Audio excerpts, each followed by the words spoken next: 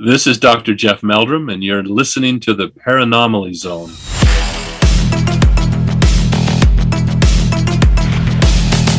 Look, I know the supernatural is something that isn't supposed to happen, but it does happen.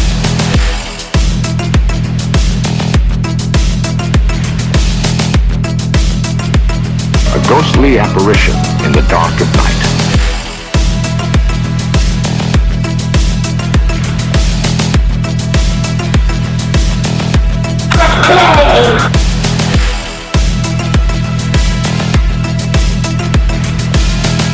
Human sacrifice, dogs and cats living together, mass hysteria.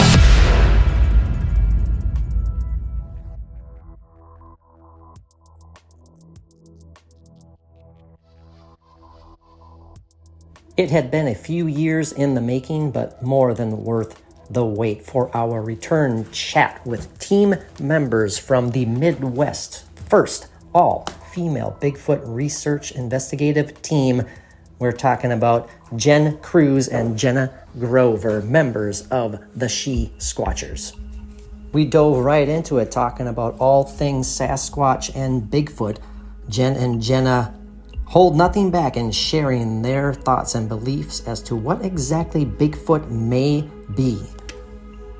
Is it physical in nature or perhaps something more? We also discuss some of the SHE-Squatchers' investigative methods, including remote viewing, the use of psychic abilities.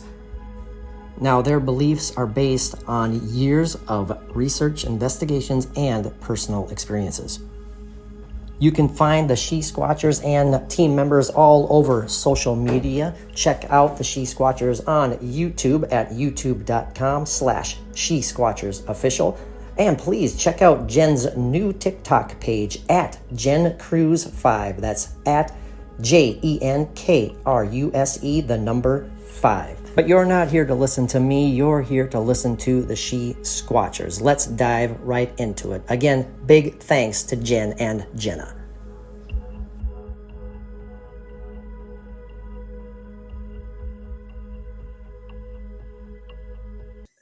If you don't mind, let's dive right into some of the heavy-hitting questions. How's that sound?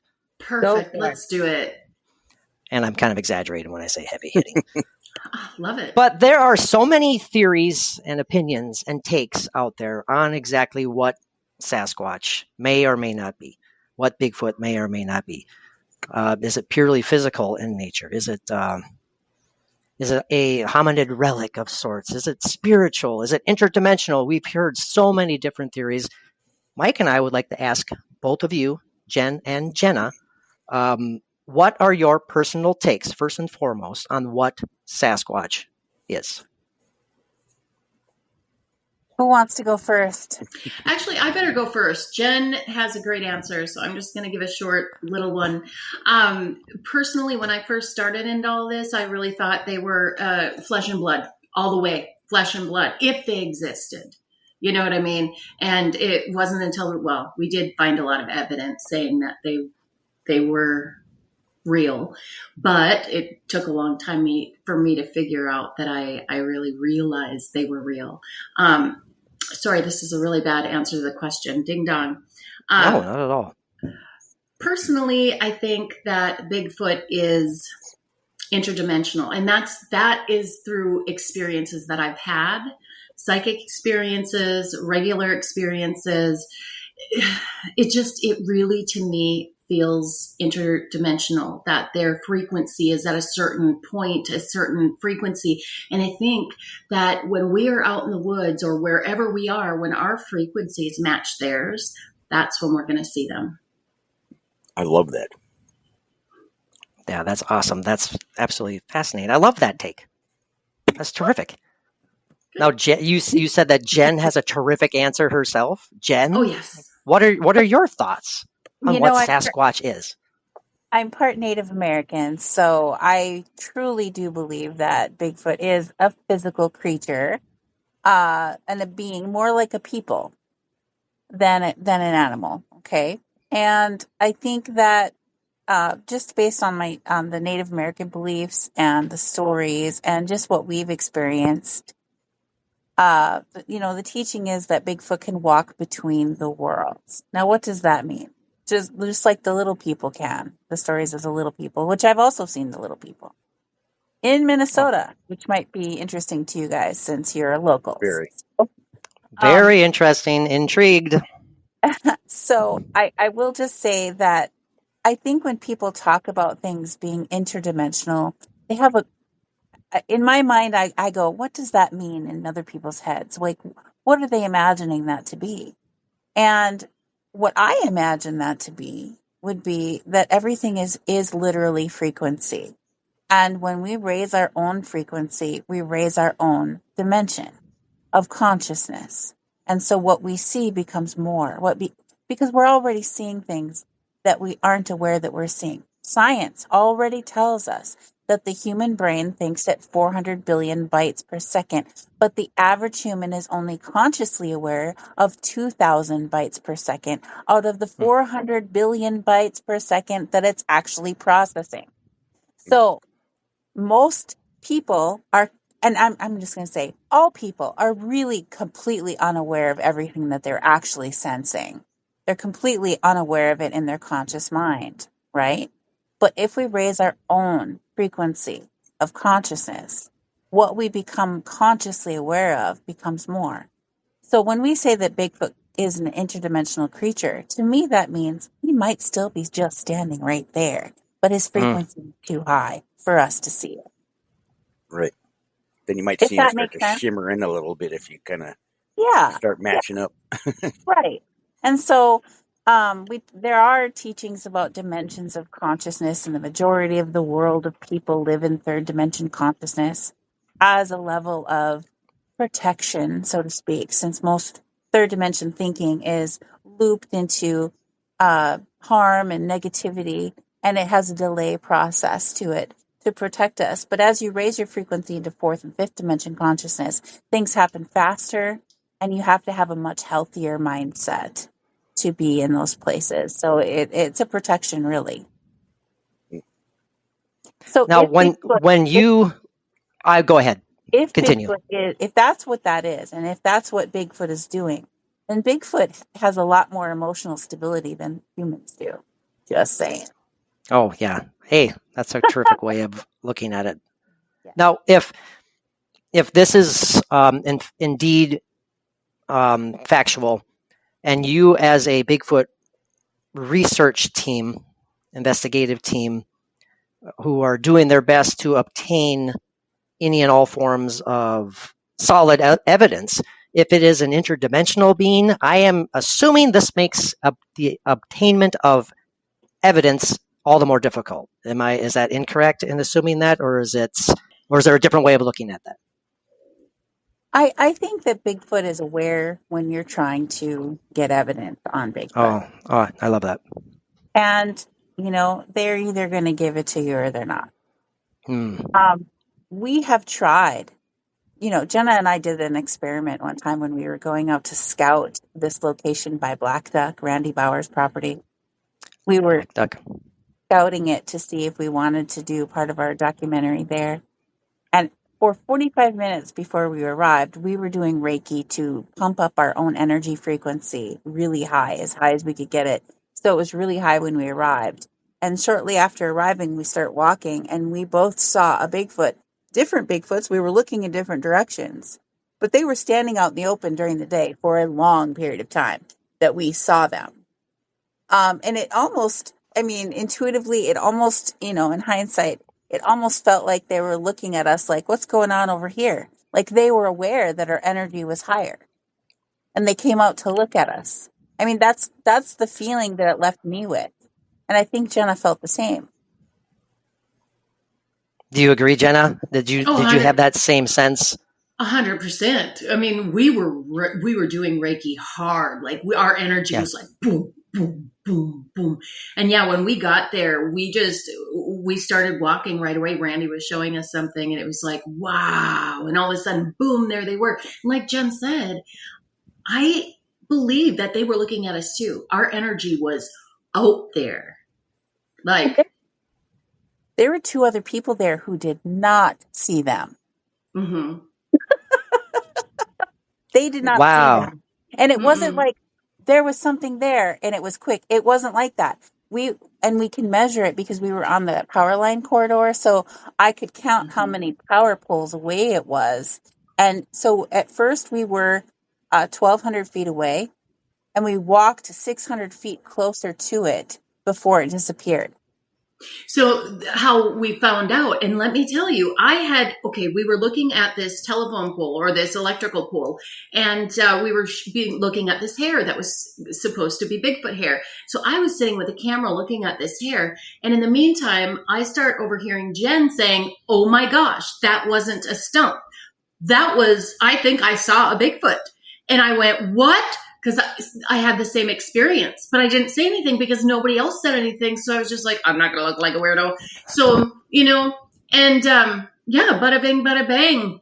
I heard Jen and I was like, which side? And she said the right. Yours was on the left or right? Left, on the left. And mine was on the right. And I said, what color? And hers was more of like a reddish brown. Mine, the one that I saw, was very dark. It was really, really awesome, especially that there was two and that we both seen them. Wow. It's amazing. Yeah. Now, do you think that those who did not see the Bigfoot, now let me rephrase that. Were they also practicing Reiki beforehand? No. Aha, and they didn't see them. No. But that coincidence? No. So we were with the property owner, and then Mike Quast is the one who wrote a book about that property. I'm sure you probably met him at the Bigfoot conference. Potentially, yes. He's awesome. Hi, Mike. So we were walking with them, and the property owner, Randy, was talking, and we're walking straight towards what I was looking at, which looked like a Bigfoot. And I thought, that's got to be a dead tree, because if that was a Bigfoot, he'd be saying, look at that Bigfoot right there. And so I just didn't say anything, but my eyes kept going to it because I'm like, gosh, that looks like a Bigfoot just standing there out in the open. But it can't be that, because the guys would be saying, look at that Bigfoot right there. And so I didn't say anything until I looked back and it was gone. And that's when I overheard her talking, and all of a sudden it was boom. We both saw it. It was verification. Yeah. That's incredible. I love that. I love that you mentioned that, you said that specifically, verification. That's really, really solid. Mm-hmm. We really try to stay solid. We want to look at the evidence and be realistic about it. We're not going to say, oh, for sure. Even like us though in we our are ghost hunting. Oh, yeah. You have to Even be though we're realistic, both psychics, all three of us on our team are psychic mediums, and we all have gifts, and we believe in our gifts, but we all have this very solid, rational mind that sticks with us, even when we don't want it. We're like, oh, I don't know about that. Guilty. Yeah. Right? Yes. Right? Patrick's overly, Jen used to get mad at me because we were finding all this evidence, and she was like, Jenna, and I said, I just don't believe it yet. And she goes, Jenna, we found evidence, we found footprints, we found handprints, we found all these different things. And I was like, yep, I needed it to click. You know that click when things just all of a sudden click and they make sense, and you're like, oh, I get it.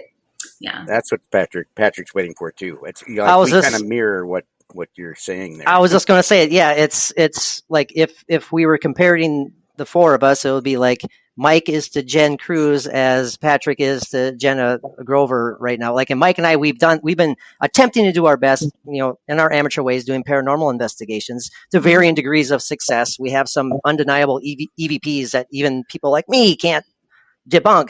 I'm an open-minded skeptic. That's how I like to describe myself. I believed in Bigfoot my whole life. I 100% believe that it is legit real, but I'm like you. It's like, I need that personal experience. So kind of along those lines, do you have you collected throughout the years, like, I don't want to say indisputable evidence, but I assume, Mike and I assume that you have gathered a pretty impressive list of physical Bigfoot evidence. Would you agree with that? We have a pretty nice thermal video that we filmed on the top of a mountain in Tennessee. That one, I think, is pretty impressive. You can literally see it there. But again, it's a thermal video, so it's not like crystal clear 1080p, right? Sure. but still, it is a thermal video. And you can see the conal shaped head. You can see the long arms. It's clearly doing something. And it wasn't a short video. It was pretty long too. So we feel like that was pretty solid. The hairs that were collected at Randy Bauer's place have been sent into that DNA study that's been going on at the North Carolina University. Oh, nice. And the guy who's running that study is actually coming out here to go out there with me. And hopefully Jenna will come too. But she's on mute. Nice. I would love to hear any and all updates from you guys. I did a quick perusal of your YouTube page, this last week and stuff. You guys have some great videos. I just love your camaraderie, your personalities. I think it really comes through. It's very, very positive, so, keep them coming out. I was going to ask you, before we dive back into Sasquatch conversation, one of your videos, you had said that you had stopped, I believe, uploading videos, like recording them and then uploading them, and then you switched to just doing YouTube Live. Is that still the case? Yes, we haven't done any YouTube Lives for a while because the last time we tried, everything was malfunctioning and I just couldn't get it to work. And then we got busy. And to be honest, we have a really big trip going on this summer. And I'm working my buns off just trying to make up for all the time off for us to be away for our expeditions, which we're not telling you where we're going. You can find out later after we've been. After we come back. Teaser, everybody. Yeah. It's going to be amazing. Oh, we can't wait. It will. But, getting back to cryptids and things, I will be honest with you guys. The whole reason I started believing that Bigfoot could exist was because we were seeing other things, things that, that were always said to be fables. You know what I mean? There's so many different things. Yeah. So we're seeing those things out there too.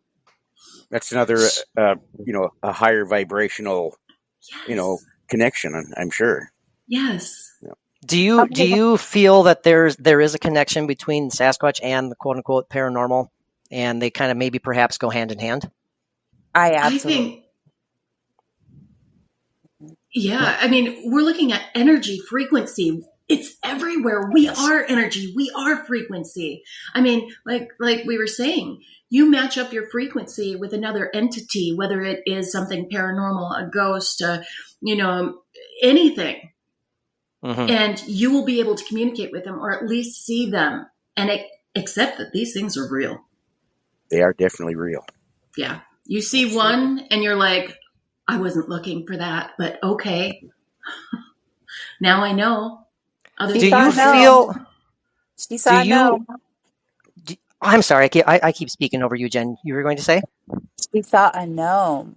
Oh, you saw a gnome? I did. Actually, it was when we had found these footprints, our first real huge find. We found these big footprints and we tried to cast them. It was a sandhill.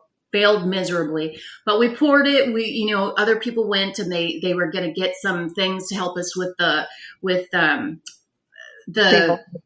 yes, thank you for the retrieval. And Jen and I were sitting there. We both had our binoculars out, and I was sitting there looking at these shrubs in front of us, these sticks and trees and shrubs, and all of a sudden I went, oh, it looks like a little gnome, and it was like this, and it went.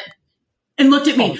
It freaking scared the living tar out of me. You guys, that's what I'm talking about. When you see something that you're not ready to see, you've got to accept something else is real out there.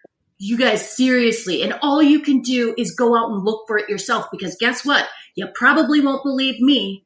Go find it yourself, because they exist. As long as your frequency is there, man. Oh, I love that. That your reenactment there makes me wish this was on video. That was perfect. But, I know. That's impressive. At the same time, see, I had just gotten a new monocular device, and a monocular is a night vision device. It turns the night into the day when you're looking through it through one eye, right?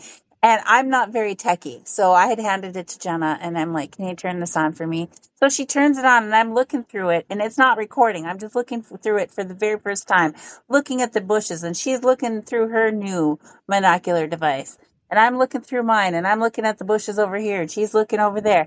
And I look, and there are these little people. They weren't gnomes. They were little people that were waving at me.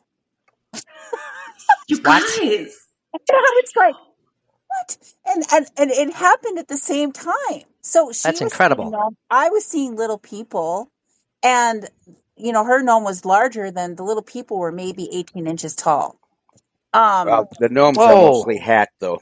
Sorry. But actually, it did have a hat. It looked just like the normal gnomes that you see in like books or Walmart. The weirdest thing, I didn't see any color, but because it was black and white, but it was shaped exactly just like that. That would be a bucket list for me. I have such Norwegian heritage that seeing a gnome would be I would love it. I'd be so excited. Oh my gosh. Well, I am Norwegian Swedish, mostly Norwegian. Hey, awesome. Norway, I love you. And if you know Absolutely. anything about gnomes, if you read up on them, they were usually attached to farming families. And they came over to this continent attached to those families that were farmers. And guess what Jenna's family has been always doing? Farming. Yes. My father had a very large farm north of Glendon, so yeah. He had a lot of land, and I hope there was a bunch of gnomes now. And it made me think, my grandma and grandpa, they were farmers. And, in my grandma's living room, she had all these little ceramic statues of gnomes. Wherever she moved to, she took those, and they were special. And I would always try to play with them. She's like, no, leave the gnomes alone. And I wish now that I could go back and talk to my grandma. She's passed on. But I wish I could go ask her if there was anything more to that. Like, why was that so special to her? Oh, absolutely. Totally.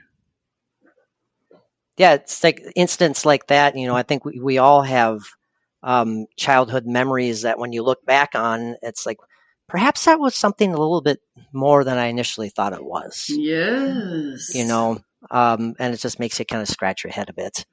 Yes. Yeah. It's like the interesting story that was investigated so much was back in the 30s, the fairies and, the two little girls that had seen fairies in the forest, and it was in England or something like that. Yes. Yeah. And they had pictures, but, it did come out that they were paper cutouts. And when you saw the pictures, you could tell by our technology. But back then, they investigated pretty seriously. Mm-hmm. Yeah. Well, I will tell you, fairies are real too. They are. I believe that. They absolutely are, and they're not really the same as little people. They're similar but different.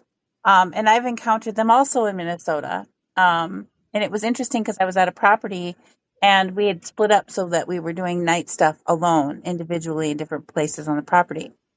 And I was tending the fire at the fire pit.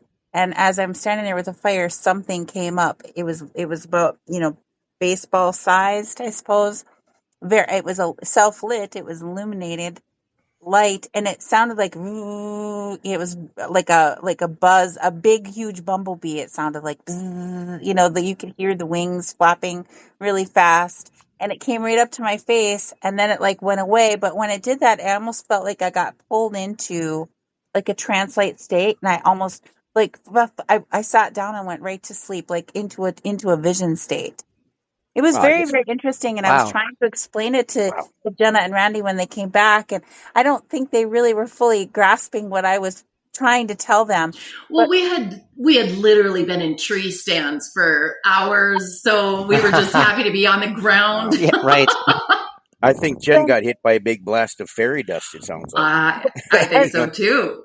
Yeah, I didn't actually say I think it was a fairy, but that's what I thought it was. Right, I really did think that. But the next day after we left, the property owner called me later that night, and he said, very cautiously, "Jen, do you think that fairies are real?" And I said, "Yes, I do." And he's like, "Okay, because something happened today." And he said he was out in the woods doing his gifting, and something approached him, but it was during the day, so he didn't see any light. He only saw this little body and the loud buzzing noise of the wings. Sounded like a No giant. kidding. Yeah. And he said it flew right up to him, and he said it looked like a little person. And then it flew away. I think those, that's a big gift I think you both had. Yes. So, Very big. it validated what I experienced, even though I didn't say I think it was a fairy. He just happened to ask that. That's amazing. Because he thought it was a fairy. And he's like, Yeah. you think that they're real? And I'm like, yeah. And he was, you could tell he was scared to ask me that question. Well, it's not your average everyday ordinary question, So, Right. Well, Right. I know that wow. Tinkerbell was my first crush, and Mike had a crush on Tinkerbell. Anytime Mike has an opportunity to bring up his crush on Tinkerbell, he has to throw it out there. I was just a little kid, and but anyway. Do you, Jenna and Jen, do you believe that some people are more apt to paranormal experiences than others? And if so, why? You're on mute. Oh, you're on mute, Jenna. It's okay. Are you going to answer it? Oh, go ahead, Jen. Oh, I was like, let's hear this answer. I was already answering it. All right. So, do I think that some people are more prone to having paranormal experiences? Again, that's a frequency thing. It's also a consciousness thing. So I had been doing consciousness experiments for decades. And I'm going to tell you that when children are, when their children see more things than adult humans do, primarily because we compartmentalize our brain the older that we get and the less aware we become consciously. And our brains just work faster because we're utilizing less parts of our brain because we're compartmentalized. But children are using a larger portion of their brain. Everything they're in a constant state of learning. So their awareness is wide open to whatever happens. They're ready to perceive that. So they're going to see more things than the adult person will, right? Number one. Number two, I noticed that a lot of times adults aren't seeing fireflies anymore. And I thought and I'll give you an example. I was out at the lake one time with a friend of mine who I knew was the type of person that if she saw a firefly, she would have gotten all emotional and started crying. And, oh my God, it's a firefly. And we're sitting there and it's dark and there's one tree and it was blinkety blink, blink, blinking like an over-decorated Christmas tree full of fireflies. And I thought how odd it is that she hasn't said anything or started crying. And so it occurred to me that perhaps she's not seeing them. So I thought, perfect time for an experiment. So I said to her, when's the last time you saw a firefly? And she said, oh my gosh, I haven't seen them since I was a kid in Pennsylvania. They don't even have fireflies in Minnesota, Jen. And I was like, what? Of course we do. And she's like, no, I've never seen any here. And I was like, oh my gosh, really? So then I said, well, I think that I saw one in that tree right there. And so she started looking at the tree and looking at the tree, and she's focused at the tree. Now that tree is going blink, blink, blink, blink, blink all over the place. And I'm like, you got to be kidding me. I'm observing her staring at the tree, searching for the firefly that I told her was there. And finally she went, oh my gosh, there it is. And she started crying. And, oh, it's a firefly, just like I thought she would, right? And I said, I can't believe, in my mind, I'm like, I can't believe she's only seen one of them. I said, well, there's a bunch more in there. You just got to look for them. And so she kept looking until she saw them. And so they're capable of seeing them, but they just have to look with their awareness open with the expectation of seeing them. And it took her a good bit to see them while she was searching. So that just showed me something. That was just one example of one of these consciousness experiments, or the perception experiments that I was doing with other people, when I realized that they weren't seeing what I was seeing there. Wow, that's intriguing as heck. That's a fascinating story. I sometimes feel like I fall into that trap of, I don't want to say being too logical. Again, Mike knows this far too well in our years of, again, amateur ghost hunting in air quotes. Again, we've had personal experiences, but then something up in my brain, like the next day, I'll be like, did I really see that? Did I really hear that? And I talk myself out of it. And Mike's just like going, ah, they're like, why are you doing this? You experienced it. I'm like, I need to just let it be as it is instead of Oh my talking gosh, myself you out of are it. so Jenna. Yeah, I know. I'm telling you, it's not anything that I'm really trying to do, but it's just like, I can't shake it sometimes. But then I get and I'm not turning this into story time with Patrick. I apologize for this. But then I get like all these quote unquote messages, or I get these really vivid, almost lucid dreams, paranormal in nature, that I can't deny how they affect me. I wake up and I'm feeling like, wow, that was pretty powerful. I mean, I don't know if the other side is trying to tell me something like, hey, wake up, like literally and figuratively, wake up, young man. There's a whole different world in front of you. I don't know, perhaps. All right, tirade over. I apologize. So one thing I was reading, I found very intriguing. I saw this on your website. Going back, I am not sure the exact date. You're referencing a chat that you had with one Lorne Coleman. We all know and respect Lorne Coleman. And he had told you that he believed that women have a better chance of interacting with Sasquatch. Is that something that like struck you as like, did you question that at first, or were you like going, hell yeah, I agree with you, and that's what kind of like helped push you down this path? Kind of talk to us a little bit how you guys even started getting into SHE-Squatching.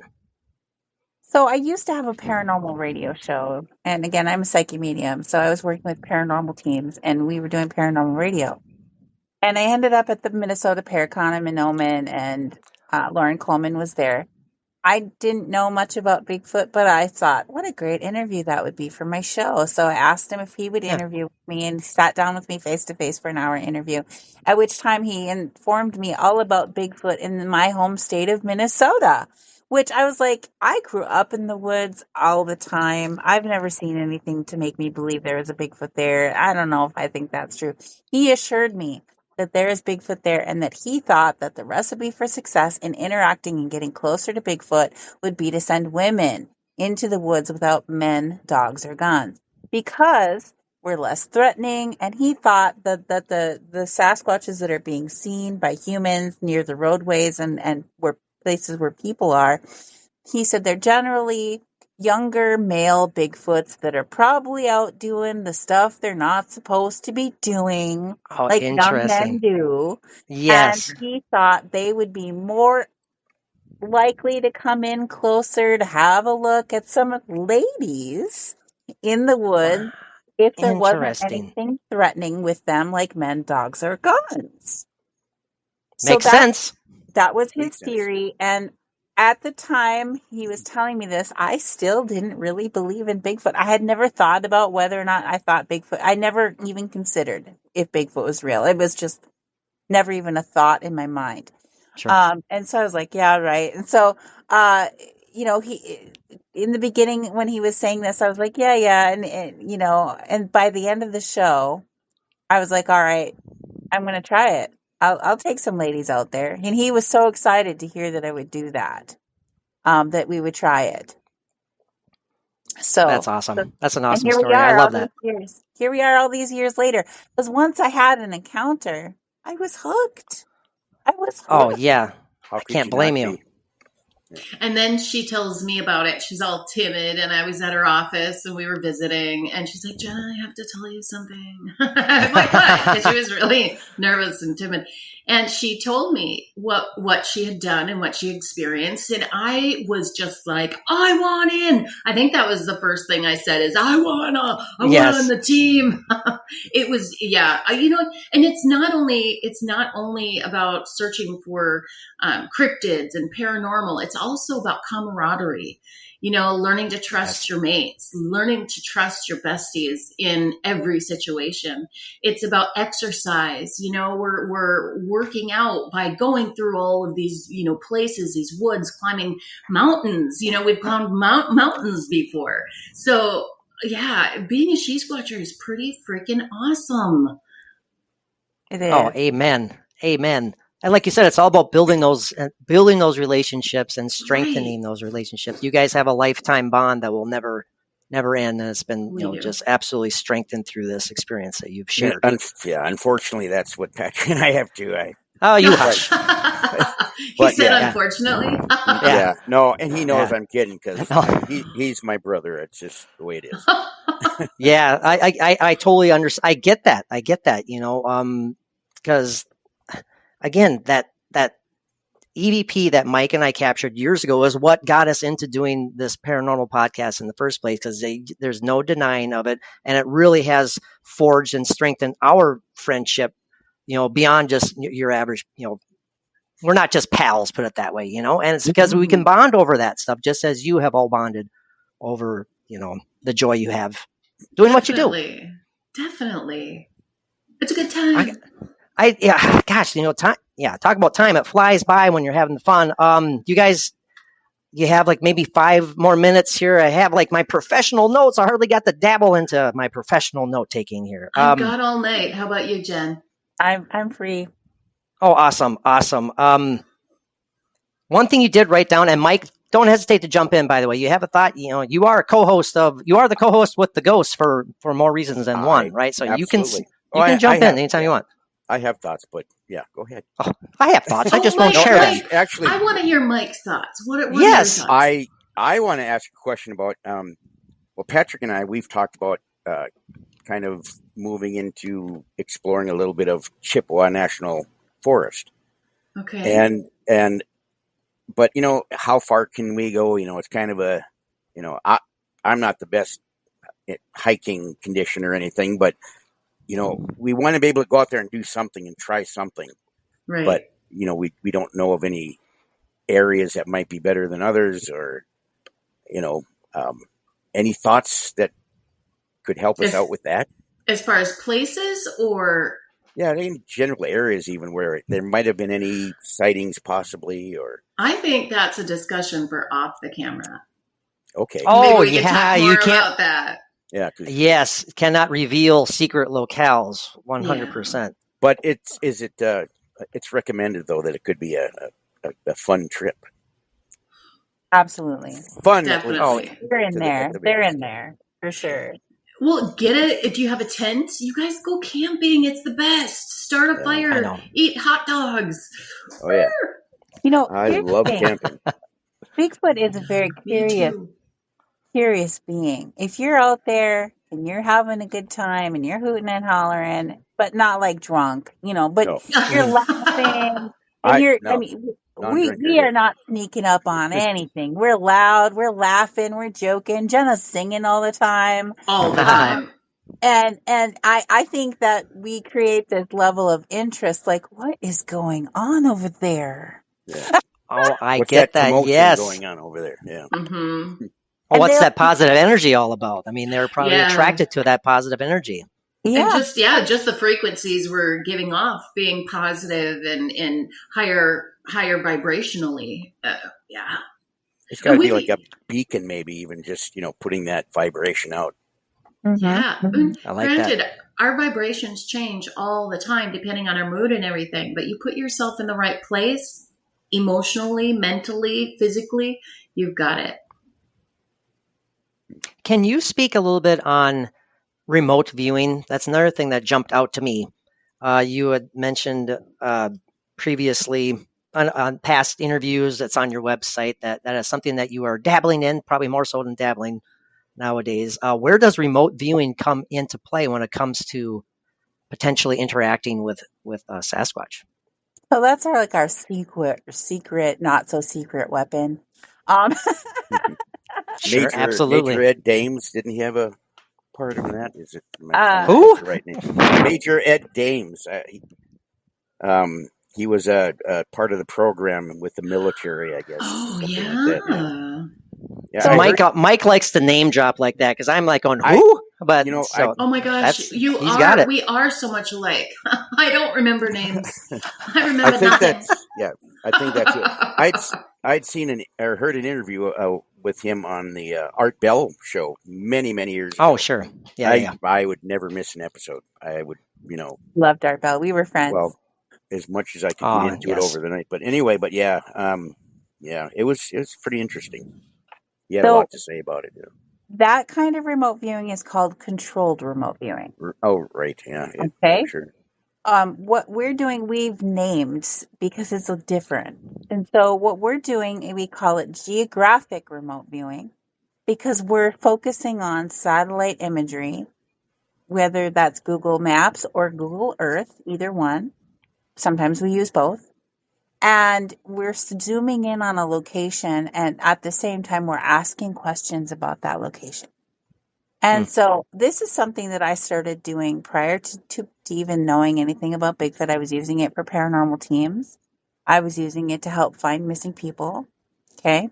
So the questions I asked then is, where is the person, that I'm looking for? What happened at this location? Why is it haunted? What's happened? Things like that. But when I started getting into Bigfoot, I was like, I wonder if we can use this to find Bigfoot before we even get there. And so I started looking at these locations from satellite imagery, asking the questions such as, is there any Bigfoot here? And is there any Bigfoot evidence here that we can collect or find? And what I would see on the picture of the satellite imagery as I would zoom in and out, the picture would change. And if in response to the question that I ask. And so if there was a Bigfoot there, sometimes I would see a Bigfoot. Sometimes I would just see their face. Sometimes I would see their body. Sometimes it would turn into a little movie that I would see.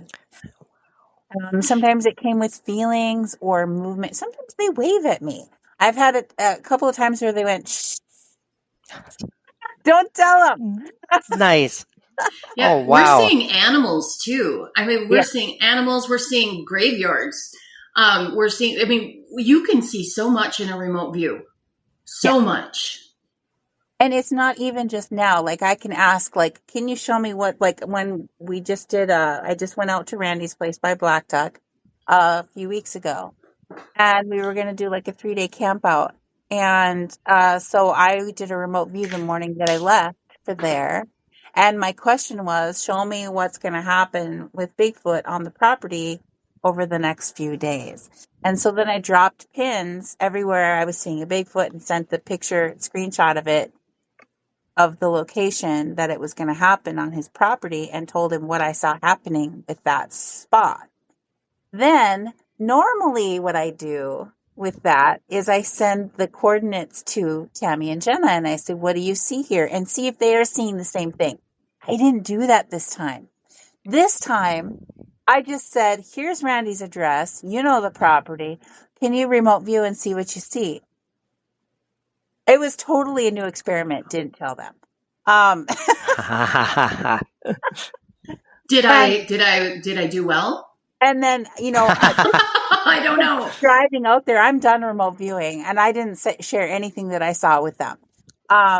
And all of a sudden, I'm driving out there, and Jenna's like sending me screenshots, and she's like, "I'm seeing 3 Bigfoot right here, looking at the tent." I'm like, "Oh my god, that's what I saw!" Oh, no kidding. Yeah, and she really acted like that too. She was like, "Oh my gosh!" That's what she gets so excited when it's on. When we're on, all 3 of us or 2 of us, or. It is exciting because that's verification. That's right. Yes. Validation, verification. And normally, like if you can look at places and you can identify where they are or where they're going to be. And you don't necessarily have to be miles into the woods, into a remote area. They aren't that deep in there. They come out closer than you think. Oh, that's really interesting to hear that. Very interesting. So our motivation for doing remote viewing in general, and it started out this way, and it still kind of is my strategy. Sure. Is to remote view, see where they're going to be, verify that with my team members if they're seeing something similar there in that location. And if we're looking for places we can drive to, jump out of the car and get there quickly with the focus of we know where they're going to be. Because I think most of the time when people are just stumbling through the woods, and A, they're not looking for Bigfoot, B, their consciousness isn't open looking for that, and they could probably just walk right by them. They blend in very well. Whether they have cloaking abilities or not, they can blend in very well just by standing still or laying down. Well, a great example of that is the ending of Harry and the Hendersons. I just have to bring up. I knew Mike was going to say that. I need to watch that show again. But that is a great example, though. I mean, the way they just all of a sudden they're, what you think is a bush here, all of a sudden it's this little child Bigfoot. It was amazing. I love the way they did it, and yeah. No, I mean, Mike, like I said, when we have opportunities to talk with anybody in the Bigfoot realm, the field, so to speak, he is kind of half-hearted joke when he brings up the Harry and Henderson's ending. He brought that up to Jeff Meldrum, for Christ's sakes, and so he's like, "Hey, what do you think about that?" And, he's like, "Oh, God, yeah." He was very polite, but it's true though too. It's a perfect example of their ability to blend right in, like you said, Jen. You could walk right past them and not even notice. I mean, that's a great point. That's a real possibility. Mm-hmm. Yeah, but when we remote view and we know they're going to be there, our awareness is fully open with the purpose of looking for them, and that's the thing that they're not expecting. Now, I question that, Jen. Do you think they don't expect it? I feel like they'd feel us. If we can see them, wouldn't you be able to feel our energy looking at them? I think that has gone both ways at times, because that first time that we remote viewed and went to the forest on my reservation, Red Lake Nation, when we went there, and Jenna didn't believe in remote viewing at that point in time, and she was brand new to it. Yeah. And I was like, "There's going to be something right here," and she's like, "Uh huh."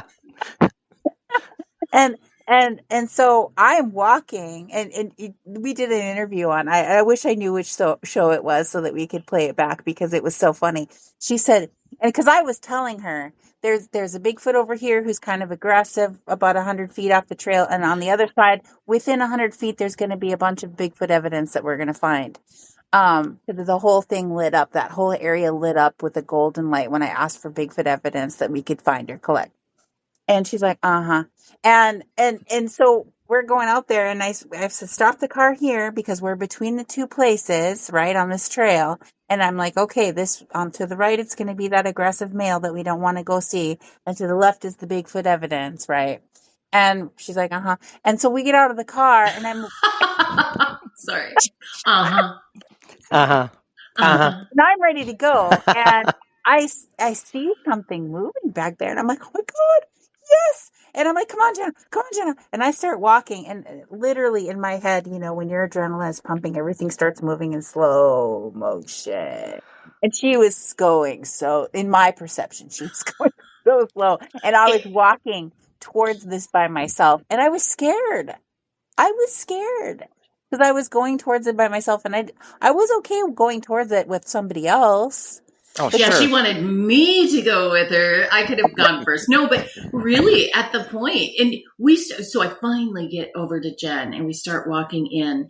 And how many feet did we get in until we saw that tower? Well, the tower was about 75 feet in off the trail, but we saw it closer than that when we started seeing it, because it was quite large. And on that interview that we did, she's like, "It's like Jen knew there was something there. She was walking right to it." And it was almost like she knew exactly where it was. It's almost as if she knew. I know. Awesome. Well, after then, it was like, okay, remote viewing. Okay, I'm into this. Okay, let's know. Yeah. Let's work on it. Let's figure it out. Oh, wow. And then she what learned an experience. how to do it. Then she learned how to do it, and Tammy learned how to do it. And so now we all do it, and it's fun. Mm-hmm. That's amazing. I love hearing that. Yeah. It is really, really exciting when we do match, like all three of us. It's just so wonderful. Well, again, there's the word for the night is validation and verification. Yes. Yes. What do you think about you hear stories about people who see a Bigfoot, claim to have seen a Bigfoot. They also claim to have seen during that sighting, during that evening, to have seen what are described as like floaty, glowy orbs in and about the area. Your thoughts on that connection, and what is that all about? Personally, I think that's 100% accurate. I'm wondering if they are traveling, if they're turning into orbs, and that's a way of traveling. I don't know, but right now that's sure what I'm no, wondering. I love that. Yeah, I love that. I love that possibility for sure.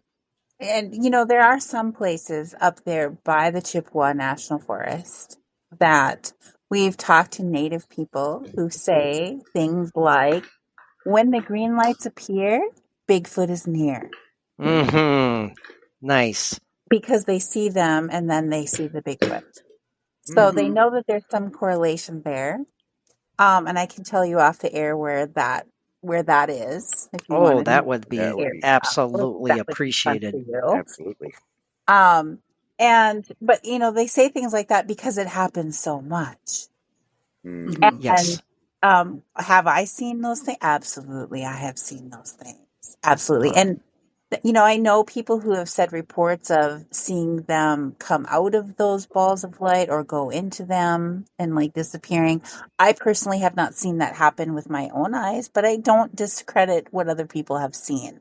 I've seen the balls of light from my tribe, especially. I've seen them on my reservation, where we call them water spirits because they come out of the water. But, typically I've also seen them, the green ones, that they're the same color as the green light in a traffic light. If you were to pluck that light out and have it be illuminated and just bouncing, like it almost looks like it skips above the trees without touching the treetops. It looks like it's skipping on top of the trees. Oh, man. The ones that I've seen of those. So yeah, I mean, there's but I will say that if you see the red ones, the ones that are like fire engine red, not fire colored are good, but the ones that are red, like a fire engine, I would be cautious of those ones. Really? Okay, that's intriguing. Is that just notes. based on is that a personal vibe that you have? The teaching is that they're angry. They're usually, these are some type of a nature spirit who is observing something that people are doing that they feel is violating the laws of nature or being harmful to nature. And so when you see one that is red, immediately ask yourself, what is it that we're doing or who somebody here is doing that could be harmful to nature or disrespectful of nature, and immediately say you're sorry and stop it. Dang. Okay, that's advice well heeded. They can understand you. They can. Well, I'm sure they have a high intelligence. I always have thought that. Yeah. Again, just a few more minutes. I hate to keep you girls, but I have so much I want to ask you. Another guest that we've had on the show several times, dating back to 2013, is Ron Moorhead. I'm sure that you have interacted with Ron and spoken with him several times. Such a awesome guy. He is. Hi, Ron. Yes, hello, Ron. Best wishes to him again. He has, he's really gone into the realm of quantum Bigfoot, more so than just being, purely physical in nature. What are your thoughts, briefly, on the famous Sierra Sounds? I personally love those recordings. Is that indisputable to you, or is there's still a little question mark to it? Your thoughts on the Sierra Sounds? I will say I believe those to be completely real. I really do. There's a language there. You can hear it. There's specific things that are repeated. You can. They wouldn't just mumble. You know what I mean? No, they're right. intelligent, so they're not going to be going, "Hold your home, my door." That kind of sounded. Yeah. I know, right? Kind of sounded a little bit like Morgan, like what was it on the Muppets? the Swedish chef. Yes. Yes, I agree 100%. Those are authentic recordings for sure. Yeah. In my mind and in my spirit and in everything that I sense, those are for real. For sure. Yeah. Agreed here. Yeah, absolutely. Typically, do not give opinions on other people's evidence. That Sure. one we would say absolutely. Also, the Patterson Gimlin film, 100% authentic. And Amen. yes. And, there's that story that was going around, and I don't even know who started it, Yeah. but somebody said that there was a massacre at the Patty site, that they killed Patty and the other Bigfoots there, and they were saying this whole scenario that there was a massacre of Bigfoots and children of Bigfoots, and that they killed them. And I stood up and went, no. Mm-hmm. Because if you Mm-hmm. listen to Bob Gimlin tell that story, which I have listened to him in person tell that story, Yes. if that had been any bit of truth to it, the memory of it would have been in his head as he was telling stories, even if he was not telling the story of really happened. The memory of it has an energy. It would have an energy that I would feel if it was there, and it wasn't. That never happened. And I will say that till my dying day. We all three Amen. of us were like, we stand with Bob. We stand with Bob. We met him. We know him. He's wonderful. His energy is kind and loving. He gives these beautiful hugs that he hugs you with his heart, not just a hink hug. Yes. I don't know what a well, hink hug and is. that's I talk about a bucket list. Mike and I would just love the opportunity to meet him in person sometime, as yet to happen. But every interview that I have watched with Bob, it's the same story from beginning to end. He's been saying the same thing for decades now. If it was made up, you'd start to see little discrepancies here and there. Yeah. Things would start to change it up. But no, when you're telling the truth, the story is going to be the same. And I love watching those interviews because he comes across as, like you said, as a very warm and sincere person. And he has suffered from this. This isn't something he made a bunch of money. He's literally been torn apart by people, and that to stay such a good person after all of that, I admire him. That's a testament to what a person he is. Yes.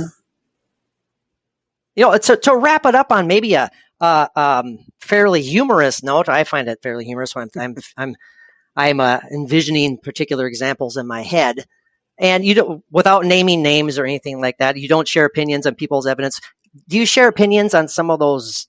I'm trying to be polite here. Well, we'll just call them the hoaxers, the obvious hoaxers out there who put out evidence and they try to sell it to the general public as, I have caught a frozen Bigfoot in a block of ice. Come see me. Or any number of examples. To me, stuff like that is beyond annoying. It's almost causes the whole field to take a step back because the general public, perhaps I'm wrong, looks at it like, see, that's obvious. Those Bigfoot people, they look at that silly evidence they have, and it just drives me bananas. It's like when you see on the news, dead sea monster washes ashore, and it's always a rotted whale, but yet the media covers it like it's a sea monster. But stuff like that kind of annoys me. Okay, Mike, I know what you're going to say. I know. I'm getting fired up here. I'm getting fired up. Yeah, do it. Go, Patrick. No, I don't want to end on a negative note. But what do you guys think about those hoaxers out there? Do they kind of get under your skin, or are you above that? Unlike me. Well, first, go ahead, Jenna. Well, I was just going to say, first of all, we don't like to judge anybody's anything, especially in public, because we don't know. And we have had experiences that people may not believe. Well, we know it happened. You know what I mean? Mm-hmm. But no, Jen, you go ahead. All of a sudden, I lost my memory. I forgot what I was talking about. I may have ADHD. All the time on our show. I wish that people would stop hoaxing things because it does make it difficult for the rest of us. And now this new AI is making it even worse. Yes, possible.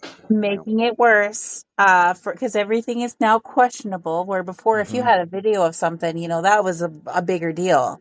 A picture probably wasn't going to be good enough, but a video. But now the AI's here. People are like, we need a body. I I don't know. care. That offends me. It offends me that I saw somebody comment on something, I think it was yesterday, and they said, just go kill one and then we'll have a body and we'll know for sure. And I'm like, yeah, that's like going to kill your neighbor just to make sure that he exists. Yes, no That just thank doesn't you. make sense to me.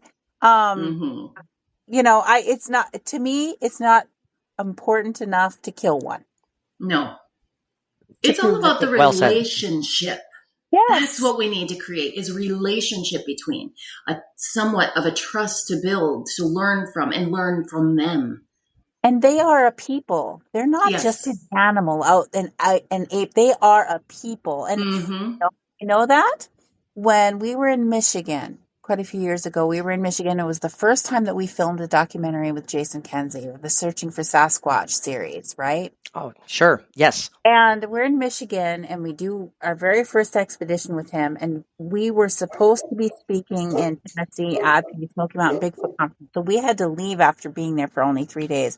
And the expedition was going on for 5. So we had to leave early. But we had just found an X in the woods. And Jason said, I'm going to hang my hammock from that X tonight after you guys go. And he was going to sleep there. And I was like, I don't think that's a very good idea, Jason, but whatever. Nice knowing you. And we left, and and he did. He slept in his hammock, zipped up underneath, hanging from that X that night. And something approached him. Something very large approached him, and he got the audio of it recorded. And it said something to him, which he put in the documentary. But as with all of Jason's documentaries that we film with him, we don't get to see any of it until it's on the TV and watching it with everybody else. So we're not sure of what evidence everybody caught except for what we ourselves caught. So, but he gathers all the equipment stuff and puts it together and edits it together. So when I'm watching it for the first time on Tubi and I hear the audio recording that he recorded, I went, oh my gosh. And I called him. I said, Jason, that is Ojibwe language. Oh, man.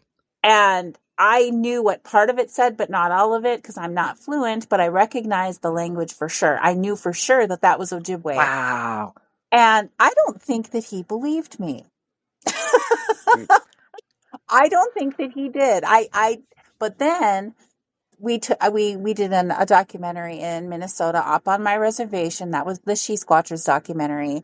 And I had him right there with 2 first speakers, which is people who learned Ojibwe first before English, right?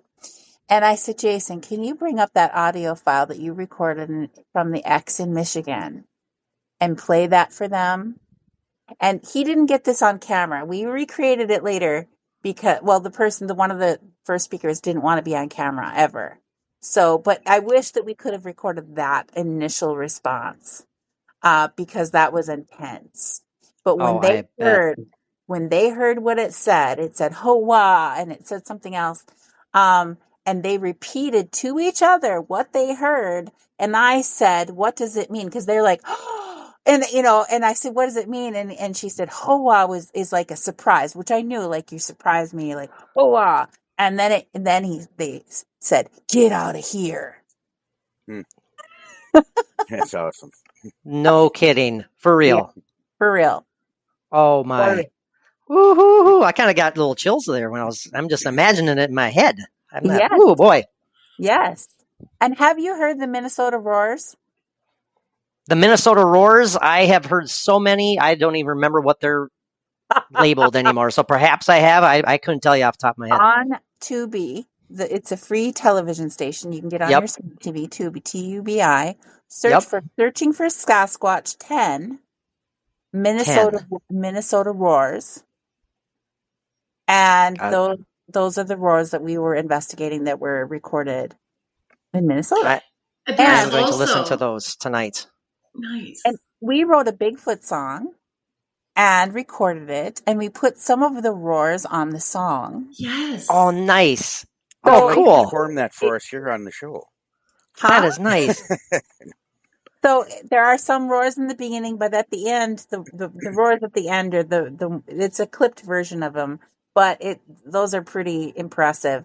But there's one part of the roar at the end where it goes, there's several creatures that are roaring and making sounds They're not talking. These are literally roars.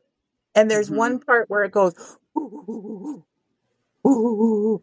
And we've learned from a person who does like sound analysis that only a primate can make the ooh, ooh, ooh noise. Dang. And that's on those audio clips. Yeah. So if you want to hear the audio clips really fast, go listen to the song. And by the way, the singing vocals in human are done by our own Jena Grover. Oh, no kidding. Thank you. Thank nice. you very much. Yes, it was so fun. But yeah, you listening to those roars, that last one, you can hear the different roars. There's not one, there's multiple. And you can hear that in the yes. So it's called the song is called Bigfoot Rock and Roar. Bigfoot Rock and Roar. Rock yeah. and roar. By the SHE-Squatchers. By the SHE-Squatchers, nice. And some guy. Just some guy. Yeah. He came up with the name. He wanted to be the SHE-Squatchers and some guy. Yeah. There you go. Nice. And some guy. Oh, that's awesome. That's awesome. Well, oh my gosh, Jena and Jen, we could go all night. I will let you go. However, this has been such a blast. Thank you so much for making the time to make this work. Where can people find you online? I know you said you have some really cool secret plans coming up. Is there anything that you can tell our listeners about future plans that the SHE-Squatchers have down the road? We're going on the longest expedition we've ever gone on before. We are going into some insanely amazing places. And you won't know what those places are until after we've left them. Right. Which is important when you're investigating. You don't want anyone to know that you're there until after you've been there and gone. So we will let you know. Watch our channel on YouTube, which is SHE-Squatchers Official. You can also find us on Facebook as SHE-Squatchers Official and Instagram. I'm also on TikTok under Jen Kruse. I just followed you the other night on there. I found your page on TikTok and I gave you the follow. So awesome. I'm inviting everyone to follow me on TikTok because I want to get enough followers to become a shop affiliate so I can go Bigfooting more often. Oh, awesome. Well, there you go. Why not, right? All right. Awesome. Perfect. Well, again, this has been too much fun. Good. Thank you, gals. This has been... Yeah, I'm so glad that this one, unlike the last meeting like 4 years ago, didn't get cut short after like 25 minutes. I don't remember what happened, but something catastrophic happened. But hey, fate made a roundabout circle, and here we are again. Right. This is better than it would have ever been before. Awesome. Thank you so much. Great if we maybe had you on again after some of these adventures, and it's all out. And sure, we can get Tammy on here with us. Yes. Oh, yes, absolutely. Yeah. Thank you again, Jena Grover, Jen Kruse from the SHE-Squatchers. Keep a lookout for them on YouTube, Facebook, and Instagram, and TikTok. Well, thank you everybody for tuning in. This was the Paranormally Zone. Mike, as always, what do our paranormal pals need to do? I don't. Peace out. Thank you. You made me panic there for a second, Mike. Holy cow.